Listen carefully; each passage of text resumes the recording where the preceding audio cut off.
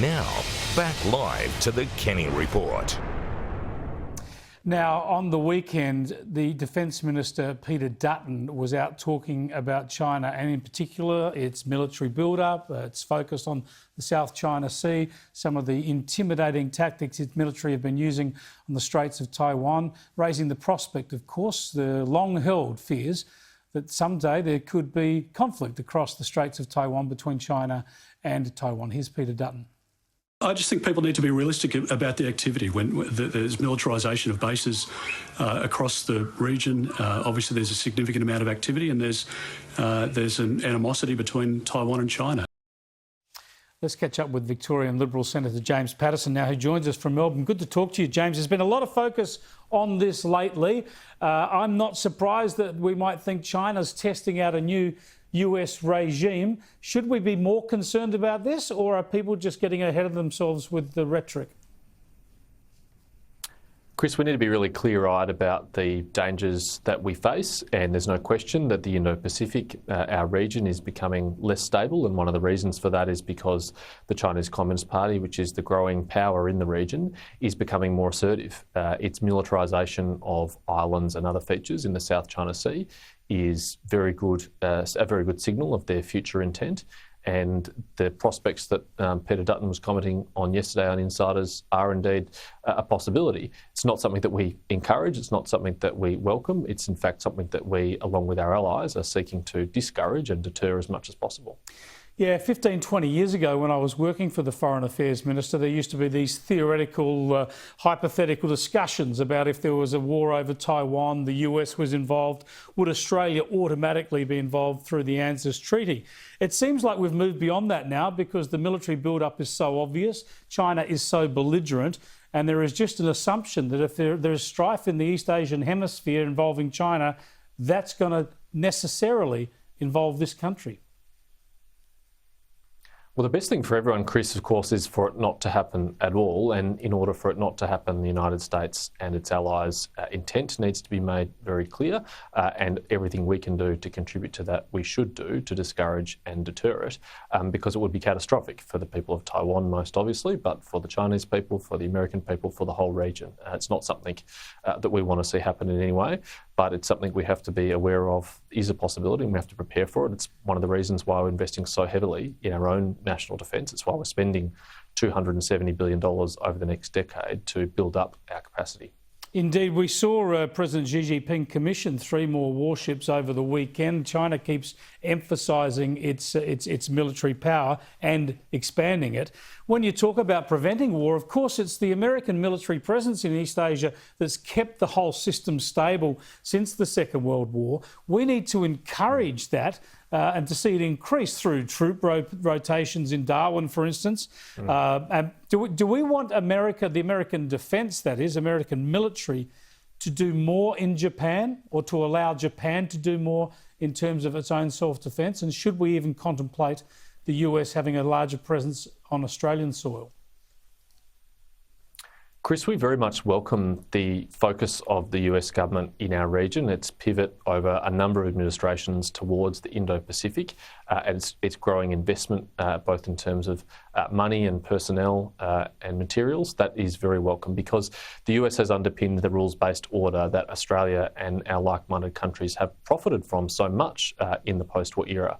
You're right to point out the fact that there are US troops in Japan. They've been there since World War II. There are US troops in South Korea too. They've been there since the Korean War. And of course, in Darwin, we have a marine rotation. I think that's a very positive thing. I'd like to see that continue. And of course, if the Americans are open to upgrading that, I'd welcome that too, because there's no better guarantor of security, stability and peace in our region than the United States, our principal treaty ally.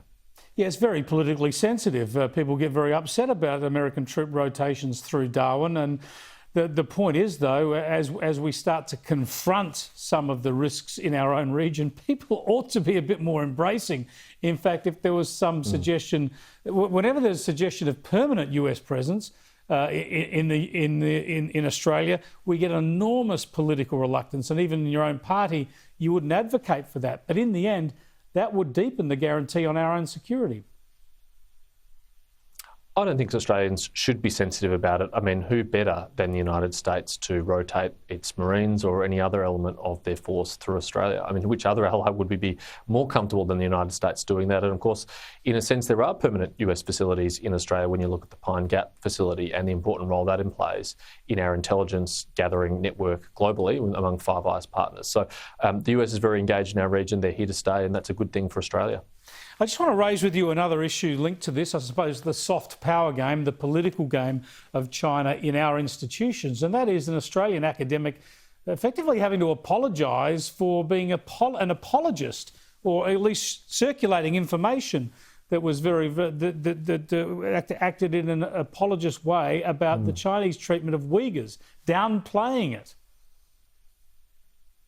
Chris, I was very surprised by the comments that Professor Jane Golley made the other day at the National Press Club.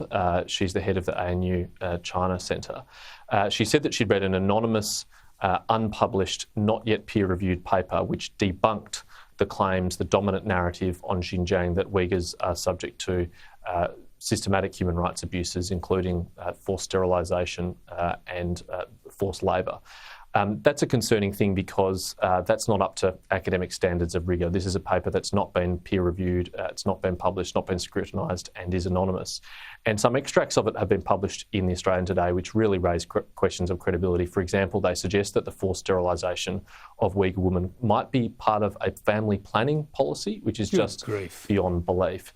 I saw that Professor Golley has retracted her comments. I welcome that. Unfortunately, she said she retracted them because of the backlash that she has engendered. She didn't say she's retracted them because she was diminishing the suffering of the Uyghur people or she was engaging in conduct not up to academic standard. I think they would have been better grounds to retract it, but nonetheless, I think it's welcome that she has. Yeah, spot on, exactly. It's quite concerning that she'd be so dismissive of serious human rights issues. While we've got you there and we're talking about American global strategic leadership, I'm interested to get your thoughts on US leadership under Joe Biden when it comes to climate change and, in fact, the US introducing and endorsing this teenage activist at its summit last week. Demand that you stop any new fossil fuel infrastructure and existing fossil fuel extraction, including pipelines.